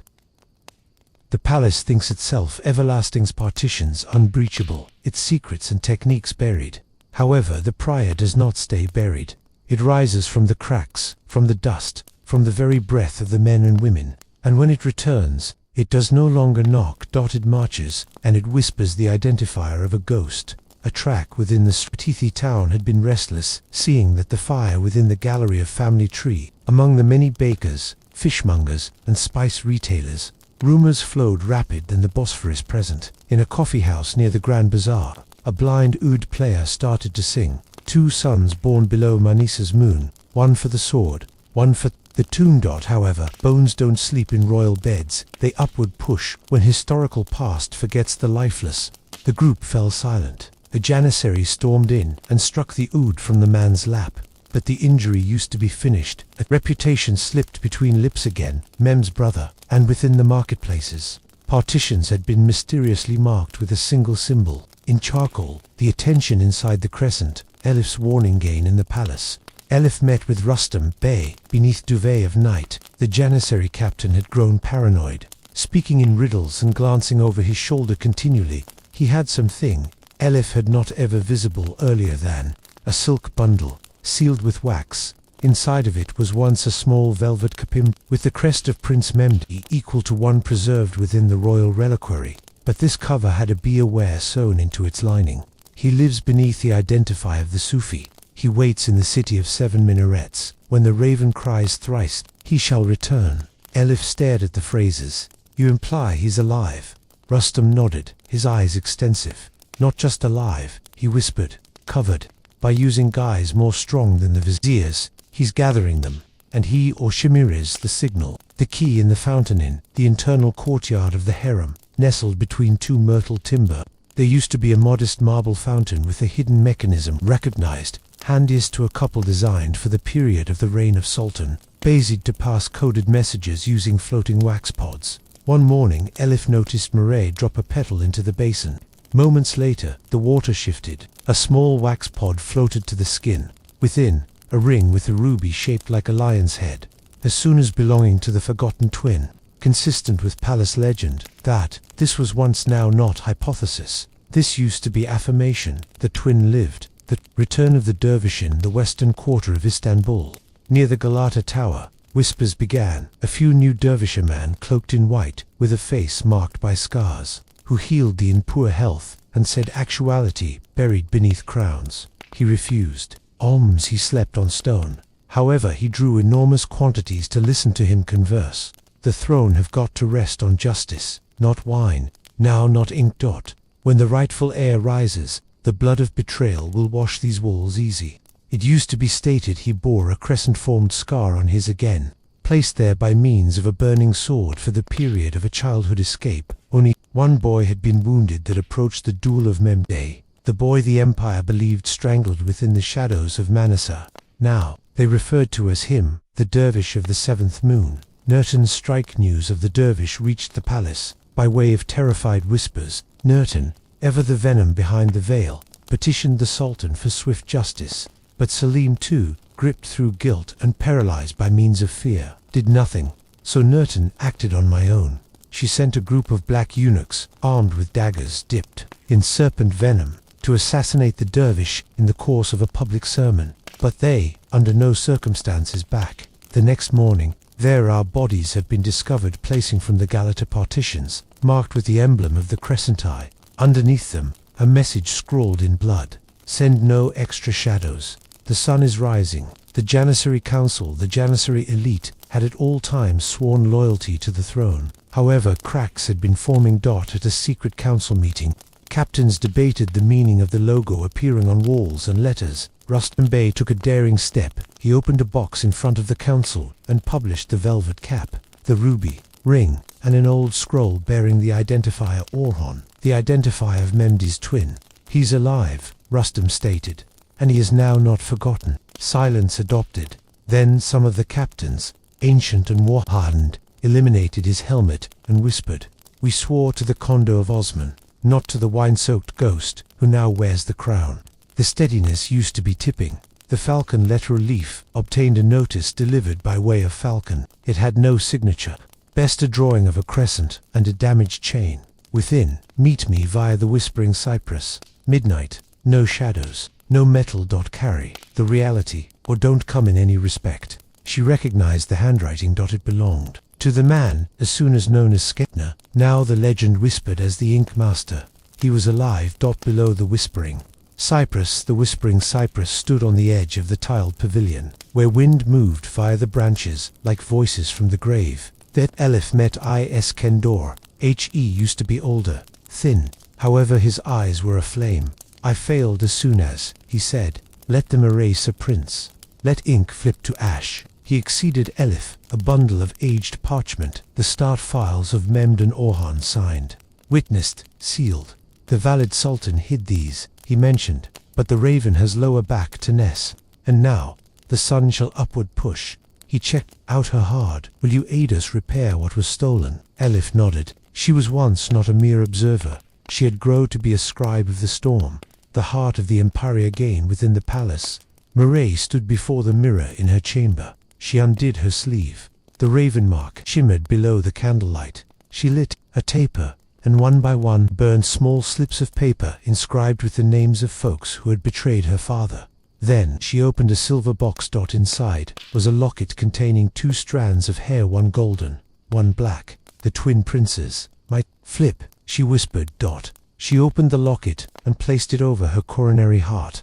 Nighttime of the red scarves that night. Crimson scarves regarded tied to palace columns, door handles, and the statues of previous sultans. A secret sign, unseen, when you consider that the times of Sultan Sem's failed return centuries ago. Every scarf bore the mark. The forgotten prince used to be, now not. Forgotten, he had come to be a fantasy. And myths are unstoppable. Narrator slow, rising anxiety. Empires die now, not from the sword, but from memory. When the persons recollect the justice they have been promised. When the walls don't forget the blood they drank. When the reality refuses to remain buried, then even a sultan ought to bow. And from the ashes, a reputation is sung again, or an empire can continue to exist. Plague, warfare, and fire, however, certainly not doubt. Doubt seeps by way of doorways, wraps itself round pillars, infects the hearts of squaddies and slaves alike. It does now not roar, it whispers. And now, the palace not knows who sits on its true throne. The sultans, silent Selim, to once the lion of Rumelia, the shadow of God, sat paralyzed. Within the shadowed solitude of the Hazoda, he drank now not wine. However, opium and sherbet. His viziers supplied conflicting suggestions. His mother, the valid sultan, withered in health problem and silence. Even his cherished concubines refrained from his gaze, considering they had noticeable it in his eyes. Worry. It began the nighttime he noticed the portrait, the one Mireille claimed to annove, 2 princes born underneath Manissa's moon. Now not one. And now the whispers lower back, not simply from the outer city, but within the palace walls. Mireille's Mireille had grown bold. Together with her silent presence and veiled threats, she became the harem into a web of managed. She did not speak most often, but when she did, things moved. She arranged for particular women to be relocated loyalists to Nurten. The sultans, former favorite, were quietly dispatched to provincial palaces or talented to distant governors. Others, dislocated, loyal handiest to her rationale, were placed close to the valid's chamber. Near the kitchens, closed the scribes. She created a second invisible palace within the visible one. One in all eyes, one among silence. After which, one night, she summoned Elif, the candle and the oath. They met in the cave's backyard, the small courtyard, the place Ottoman princes had been once confined. Caged like birds, except they were chosen to rule, or done to keep the peace. Mireille sat beneath a mulberry tree. She placed a small black candle between them and lit it with a coal taken from the fireplace of the sultan's divan. This candle, she whispered, was once lit with the fire of betrayal. It is going to best burn in case your heart bears no loyalty to the throne, because it stands. Elif watched as the flame flickered, then grew. Mireille smiled. Then you might be with us. She acceded. Elif, a sealed parchment. Take this to the dervish. To Orhan, inform him. The time of waiting is over. Nurten's Descentaven, as Mireille moved in shadows. Nurten chose hearth. She had noticeable her influence diminish, her spies disappear, her title whispered with disdain. She raged not quietly, but overtly. She bribed a steward of the treasury to forge false letters, claiming that Mireille was a Tsakashian secret agent sent by using the Tsar. She dispatched them to the Janissary Corps, hoping to show them, but Rustam Bey now aligned with Elif, and the dervish intercepted them. Rather of condemning Mireille, he exposed Nurten. Her quarters had been raided. Inside, the guards located vials of poison, sketches of the dervish, and maps of the palace's underground. Cisterns. She used to be arrested, and yet no longer performed, for Selim II might now not decide whom to trust or whom to kill. The dervish's decision, in a ruined tek near Uskadar. The dervish of the 7th moon, known handest to a couple as Orhan Reed. Mireille's letter under moonlight. It contained a single sentence. The gate of lions will open on the subsequent blood moon. He looked to Rustam Bey and nodded. We rise. The dervish's followers once quiet. As soon as medication and praying commenced to arm, they had been janissaries disenchanted with the sultan. merchants overwhelmed by using taxes, former Tamariots who remembered Mehmed fondly, and exiled scribes who preserved forgotten truths, and specifically, those who remembered what Orhan's bloodline supposed, the road that was erased, but not destroyed. The scrolls of Silkalif, now utterly entangled, used her role to get better. 3 scrolls from the hidden library under the Enduyun College. These were not just beginning records. They contained sealed correspondences between Sultan Suleiman and his advisors, discussing the existence of a second son conceived in secret, hidden to preclude rivalries. These scrolls published a plan as soon as conceived through the empire itself, to make use of Orin as a secret inheritor. Must Mehmed fall? However, when Mehmed died, mysteriously drowned, some mentioned, poisoned others, the empire had no curiosity in honoring that plan. Orhan had emerged as a risk, in order that they tried to erase him. However, scrolls do not burn as without problems, as our bodies. The harem erupts one morning. The harem wakened, 2 screams. Some of the sultan's concubines, a favorite, referred to as Yasmin, used to be found dead in the Peacock Pavilion. No poison, no strangling. Rather, on the wall, a message was once smeared in ashes. Sultans rule with justice, not fear. She chose worry. Next to her, a small raven feather, dipped in ink. The valid sultan, still bedridden, demanded solutions, but none got here. Within the harem, worry now wore Mireille's face, but also reverence. Some called her the second harem. Others whispered that she used to be the bride of shadows. She had ended up delusion and threat. And still, she waited. For the blood moon, night time of the crimson vial, because the celestial occasion neared an infrequent blood moon, noticeable from Istanbul for the first time in decades. Mireille gathered her core circle within the chamber of quiet rain, once used by royal astrologers. With her stood Elif, the palace scribe and messenger Rustam Bey. The Janissary captain became loyalist to Orhan Iskender, the Inkmaster reborn. Layla, a former harem lady whose brother had died in Mehmed's carrier, a mysterious mute boy known simply as Sanjioke, a lockpicker and message runner.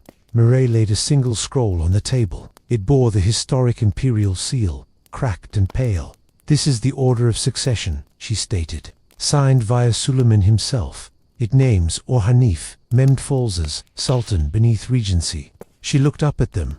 "We can present this on the Gate of Lions, underneath the blood moon. If the Sultan resists, the men and women will be aware of the truth. If he accepts, he abdicates." Rustam frowned. "And if he doesn't come?" Mireille's eyes darkened. "Then Istanbul will burn." The ultimate whisper the nighttime earlier than the blood moon. Elif again to her chambers and determined a note waiting on her bed, not written in ink, but in salt. The message: "He does not forgive. He does not overlook. Orhan will not be who you think he's." 50 looked out her window, toward the city, where fires lit the streets like veins of anger. She had given everything to this motive. However, now, the ultimate chapter would be written not in scrolls, however, in blood. Narrator gradual, thunderous tone. "The palace once stood as the seat of destiny. However, fate is now not written in stone or ink. It is written in action. And below the crimson moon, the truth will now not disguise. The crescent has cracked, and from its middle a sword rises." Chapter 6. A prince in shadow means of the morning name to prayer. The echo of scandal had spread by way of top-copy palace like ink, dropped in water. What started out as a hidden affection between a prince and a concubine now threatened to tip the steadiness of energy that generations of rulers had carefully preserved. In the polished chambers of the imperial council, servants whispered at the back of sleeves. In the shaded arcades of the harem, older ladies commenced burning incense, no longer for cleaning, however for safeguard. Eunuchs walked faster, eyes cast downward, and the janissaries, stirred by means of whispers of a royal war of words, tightened their ranks, staring at not the partitions, but every different.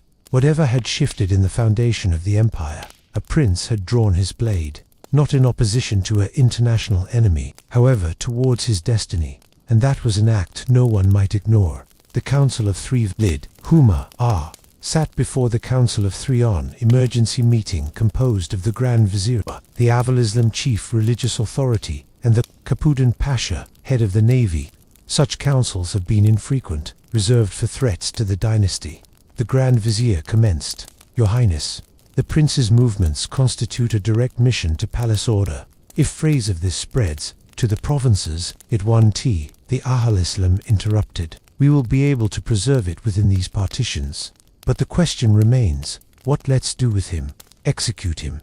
The Capudan Pasha mentioned plainly. Humar's eyes narrowed. He is my son, and likewise a risk. The admiral replied, silence, that silence. Then Humar stood and paced the room. You wish to have blood, but blood creates martyrs. Let him reside. The vizier folded his fingers. Then exile. Yes, she said. He can be sent to Manisa underneath shield, as used to be subculture for princes, earlier than they had been heirs. The determination was once ultimate that Murad could be banished, no longer as punishment, but as containment. Farewell, beneath the cypress tree 2 nights later. Under the guise of a ceremonial escort, Murad was once led by way of the Gate of Felicity, flanked by using silent guards in crimson cloaks. His fingers were not chained, but the implication was clear. He would depart not as a prisoner, however, as a warning. The moon hung low above the imperial gardens, casting lengthy shadows of cypress timber throughout the gravel paths. As Mu handed the fig tree where he had once waited for Rana, he paused in brief. One of the most guards stepped forward, but one other placed a hand on his chest. Let him say goodbye, said Halal. Murad approached the tree and knelt. From his robes, he pulled a small parchment and buried it underneath the roots. No person would read it, however he wanted it to exist. He whispered aloud, they're going to erase you, but no longer from me. He rose without watching again, and via dawn the prince had vanished from Istanbul. The lady within the caravan ways from the palace. On a coastal street winding towards Edorn, a merchant caravan rattled slowly by means of olive groves. Among the pots of honey, bolts of linen, and cages of songbirds, a veiled lady sat in silence. She used to be now not Rana, the concubine. She was once now Safi, a servant woman of modest manner. The ring with the tulip-shaped ruby still hung from a string round her neck, hidden beneath her dress. She had no longer slept, nor wept. The Ghassinin Gilgessi had informed her, you live, that is ample. For now. However, as the caravan climbed a hill, Sefi seemed back towards the Bosphorus, the place the domes of Topkapi barely peaked above the haze. She touched the ring and whispered, you aren't erased from me either. Then she became her face to the horizon. Ghassinin Gilgessi writes again that equal night time, within the bathhouse chamber filled with smoke and silence. The Ghassinin Gilgessi dipped her quill in ink and started to put in writing. They suppose the hazard is past, that love has been exiled and order restored, but they've forgotten the character of embers. Buried, they burn quietly, and when the wind changes, they rise again. She folded the parchment and sealed it in wax with a copper stamp bearing no identify. It might be dispatched to a far-off contact within the provinces, one of the few nonetheless loyal to the historic approaches. Her reports were not just testimonies, they had been warnings, and tonight she started out a brand new one, the story of the exiled prince. Inside the Valid's coronary heart Thuma, Oa Sultan sat on my own in her exclusive chamber after the departure of her son. The candle before her flickered, casting shadows throughout her aged face. In her hand, she held the letter he had written to her, the one wherein he had confessed his love and his desires of peace. She read it once more, and again, and once more. At final, she folded it and positioned it beside a small portrait of Murad as a little one painted in watercolors with the aid of an Italian court artist. In it, he wore a simple blue gown, holding a tulip. Even then, she remembered, he had refused to put on a sword. She whispered, I sent you away to save lots of the empire. However, I can have destroyed the one part of it that would shock me. Then she extinguished the candle. And the palace used to be darkish. A message that slips by way of weeks later. As life returned to its rhythms in Topkapi, a new rumor commenced to stir, born not from the mouths of concubines, but from a music. A traveling poet recited verses in the Istanbul bazaar. The boy who kissed the nighttime has long passed. However, he will return with fire and daybreak. Love is just not a thing to bury, it grows, even beneath stone. Some said it was once a couple of basic. Others knew. The Ghassinin Gilgessi smiled when she heard it. So did a mute lady named Layla, nonetheless cleaning the harem baths, and some distance in Edorn. A veiled woman who had as soon as been Rana hummed it under her breath. The empire believed it had removed a chance, but it surely had only planted a seed. The trip to Manisa was lengthy and wearying. Town lay far from the bustle of Istanbul's golden courts and fragrant gardens, nestled amongst olive groves and rolling hills where the sun burned hot and the air tasted of wild thyme. For Murad, it was Exelan, imperial cage with open skies. A rival within the city of Princess Manisa was no stranger to princes. For hundreds of years, it had served as a training floor, a proving floor, and oftentimes a jail for royal heirs deemed unready or unworthy of instantaneous succession. Right here, they have been watched but allowed restrained freedom. Knowledgeable, in statecraft but barred from the throne, Murad's escort arrived on the governor's palace just as dusk bled throughout the sky. The guards handed him over to the provincial authorities, who greeted him with a combination of reverence and suspicion. The governor was a man named Pasha Ismail, known for his loyalty to the Sultan and his ruthless efficiency. Prince Ismail stated with a curt nod, "Your stay here will probably be comfy, provided you admire the order of this metropolis." Murad mentioned nothing. He used to be ended in a modest pavilion overlooking the gardens. The home windows were barred, however, extensive open, enabling the scent of jasmine and the calls of faraway dervishes to float in. The burden of passed, then weeks. Murad met with students and tutors, discussed the empire's borders and policies, and practiced calligraphy. But in every lesson, each conversation, he felt the partitions closing in now, not physical partitions, however, invisible ones. The only real freedom he found used to be in the garden, below a towering plane tree. He would sit and watch the horizon, tracing the flight of birds and dreaming of a time when love and responsibility would walk hand in hand. But the palace had not forgotten him. A visitor in the nighttime one night, as the town slept below a blanket of stars, a shadow slipped via the gates of Manis's palace. The traveler was once cloaked in black, her face veiled, her steps silent. Murad was woke up by using a smooth knock. Opening the door, he found her standing there, woman from the shadows of his prior. "It's time," she whispered. She revealed herself as Layla, the mute lady from the palace baths. "I've come to deliver news," she mentioned, producing a folded parchment sealed with an unfamiliar emblem. Murad took it, fingers trembling. The letter used to be from the Gassin in Gilgesi. "The empire stirs. The red veil has marked many, but the story is not completed. Trust no one. Communicate handist in whispers, and recall the flame can burn without smoke." Murad folded the letter carefully. "The valid knows," he said bitterly. "More than you believe." Layla responded. The palace's new silence again in Istanbul.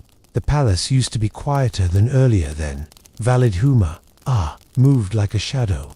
Her have an impact on undiminished, but her heart harassed. Her network of spies and eunuchs stated every motion, every whisper. She had tightened the grip on the harem and the council alike, replacing old allies with loyalists who would perform her will without query. But even she would no longer totally manipulate the tides. The courtiers spoke in half-truths, the janissaries grumbled over pay, and rumors of the exiled prince grew like wildfire.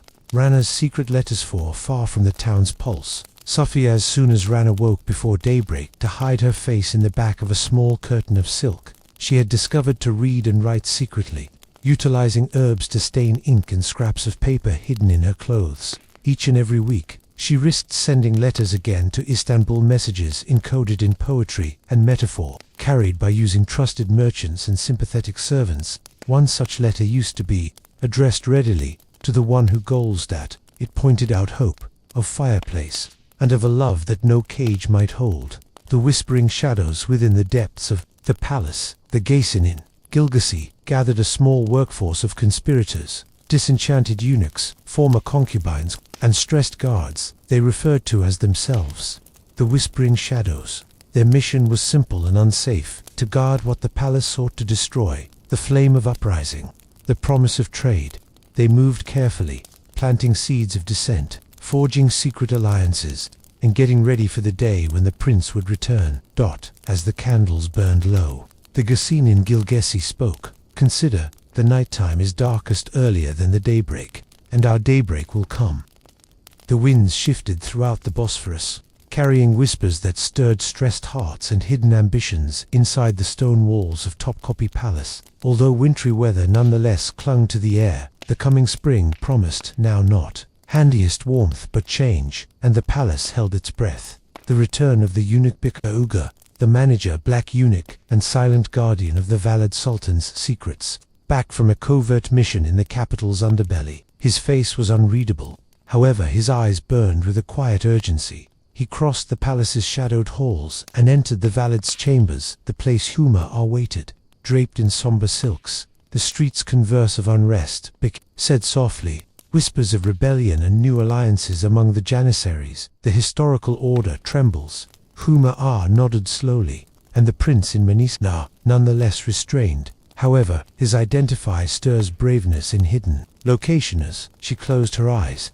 Then we have to put together the key council inside a hidden room under the palace library. The Gassine in Gilgasi convened her whispering shadows. Flickering candlelight published faces etched with worry and selection. Patience is our ally, she mentioned. However, the hour of motion strategies. We have to ignite the spark cautiously, lest we perish in the flames. A younger eunuch named Salim spoke up. The prince's letters have reached loyalists within the Janus. They await a signal. Just right, stated the historical lady. But the palace has ears all over. Trust is a foreign money, scarce as water. A gentle knock interrupted the meeting. Layla entered, carrying a sealed scroll. It's from Manisa, she stated with no phrase. The Gassine in Gilgazi broke the seal. Her forehead furrowed as she learned. The prince grows more suitable.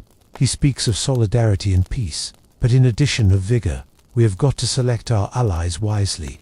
Murad, get to the bottom of in Manisa. Murad sat with the aid of the window, watching on the olive trees swaying in opposition to the twilight. The letter he had dispatched earlier that day had been lowered back with a single word scrawled throughout it. Watch out. He clenched his fists. His exile was not just containment. It was once a warning. His thoughts again, Tyrannus, face a beacon in the dead of night. He whispered to the nighttime, I will return. For her, for the empire. The sultans issue far away. The reigning sultan Mustafa II got studies from his relied-on advisors.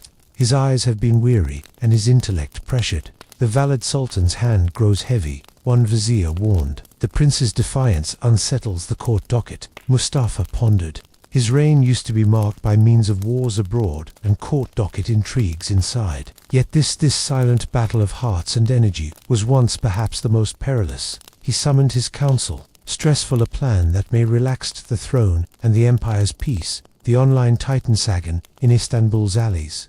Rumors flourished. Some referred to a shadowy figure rallying the oppressed. Others whispered of poisonings in the harem. Still, others told of secret meetings in the sultan's gardens under the moonlight. Among the court females, alliances shifted like sand. Even the partitions looked as if it would pay attention. A forbidden assembly one night, below the guise of a festival. Murad's allies arranged a clandestine assembly near the Golden Horn. Cloaked figures gathered on a small wooden dock, their faces hidden with the aid of scarves and shadows. Layla moved silently among them, delivering messages, coordinating plans. Murad's letter was once read aloud. The empire's strength lies now not in worry, however, in trust. I name upon folks who yearn for peace, for justice, for a future past chains. A murmur of agreement rose. The storm used to be now not far away.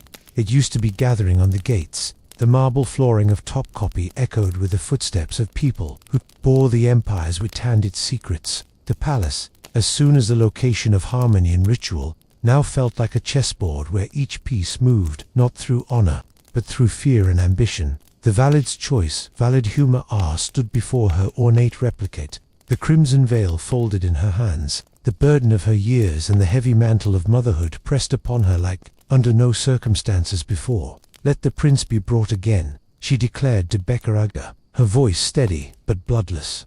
Via your command, he replied. Bowing. She knew the hazards Murad's return would either fix order or ignite a civil warfare. But she also knew that exile had now not broken him. Her coronary heart clenched. The empire was a fragile flower, and commonly petals must fall so. The stem could continue to exist. Murad's return. The roads from Manisa to Istanbul were lined with watchful eyes. Murad traveled underneath strict guard. but with a growing retinue of loyalists who whispered hope and change. As the town came into view, Murad felt the load of historical past settle upon his shoulders. He was once no longer the boy who had kissed the nighttime in secret. He was a prince with a cause. Court intrigues unfold inside the divan chambers. Whispers became two accusations. Some nobles saw Murad as a danger to the founded order. Others saw him as the empire's future. The Grand Vizier, torn between loyalty and pragmatism, plotted cautiously. Sultana Hama, Ahess' strength lies no longer most effective in her blood but in her alliances. He told the Ahl Islam which alliances will hold when the veil is lifted. The Ahl Islam spoke back. The secret meeting one night. Murad met with the Ghassinin, Gilgasi, and Layla in a concealed backyard room. Candles flickered, casting dancing shadows. The palace is a maze of lies. The historical lady warned. Belief must be earned, and betrayal is the price of vigor. Murad clenched his fists.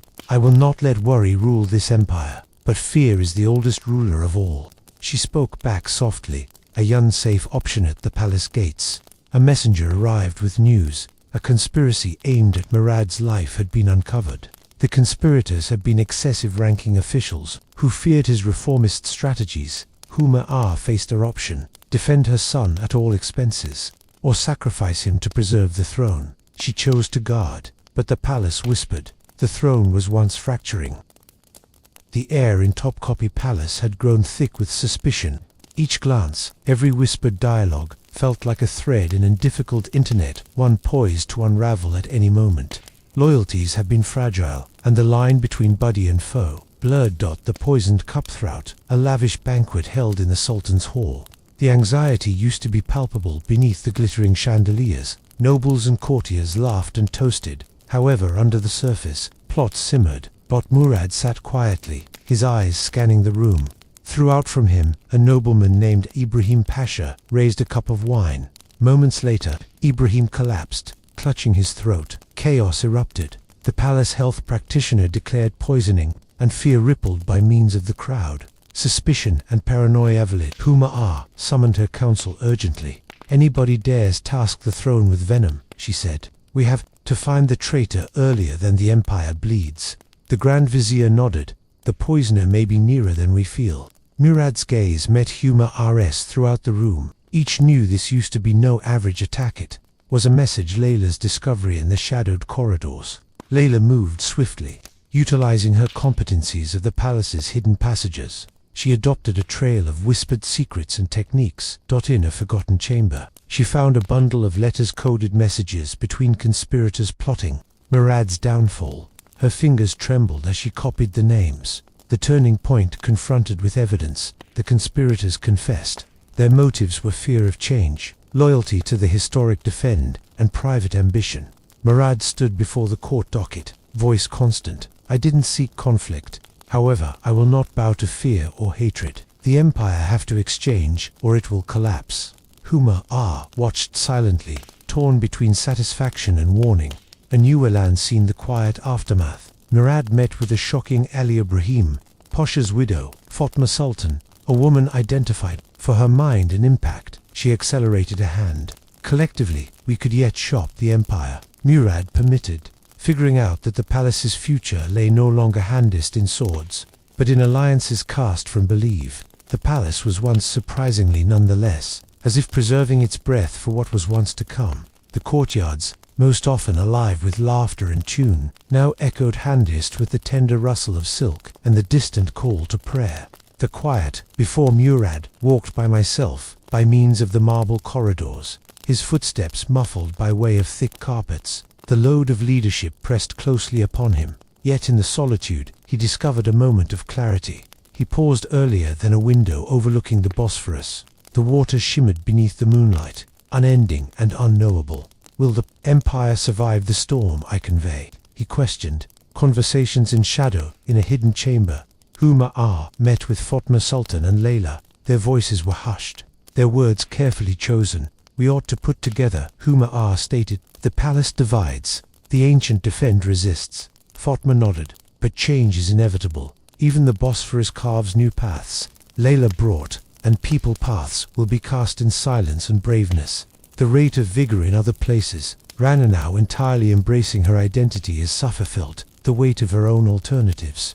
Exiled, however alive, she navigated a brand new world of uncertainty. In letters to Murad, she spoke not simplest of hope, but of the sacrifices demanded. With the aid of love and obligation, vigor is a double-edged sword, she wrote, and I worry the wound it's going to leave. A silent oath that night, as the town slept, Murad, Huma and their closest allies gathered underneath the celebrities within the Sultan's private backyard. They pledged loyalty no longer, best to the throne, but to the future they dreamed of. Their whispers mingled with the night breeze, carrying promises of justice, peace, and change. The storm procedures, but beyond the palace partitions, enemies gathered. Historic competitors plotted enemies, watched. And the empire's destiny hung by way of a thread.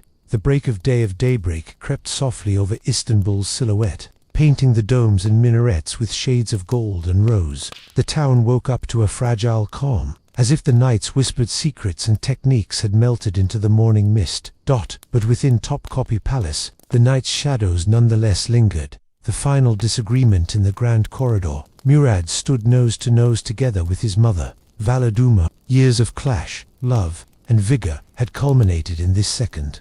You chose exile to shield the empire, Murad stated quietly. However, I selected to battle for its soul. Ara's eyes shimmered with tears. And also you elevate the burden of each. They reached an unstated working out, a fragile peace born of appreciate and sacrifice. The empire watches external, the palace, the city murmured. The people felt the change within the air, hope mingled with uncertainty. The Janissaries tightened their grip on the gates, but many watched silently, ready for the brand new order. A new course. Murad and Sophia, soon as Rana, reunited in a quiet garden, far away from the eyes of court. Their love, solid in shadows and exile, now stood as a beacon. We've survived the nighttime, she said. Now we need to construct the daybreak. He took her hand. Together, legacy of whispers. The Ghassanin Gilgasi watched from afar, her mission fulfilled. The empire's experiences would no longer be written in silence. Whispers had end up voices, voices had end up action, and the palace, once a prison of secrets, had begun to breathe freely.